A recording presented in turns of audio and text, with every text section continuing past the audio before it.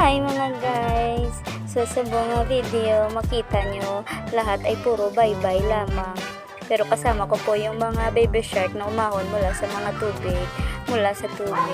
Ito naman po, saya-saya naman dito. Sana marami pa po kami makita ng baby shark. Ang dami kong huli ngayon, mga magagandang baby shark pa halos lahat. Sana man makita pa ako. Ano ba yan? Bakit nandyan yung ilok mo ate? Ano ba naman yung kilikili na yan?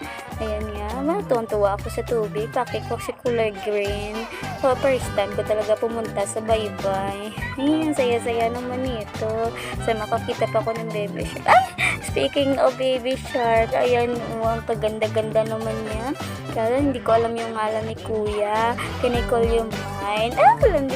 Thank you for watching. Click subscribe button. Bye-bye. Love you, mama.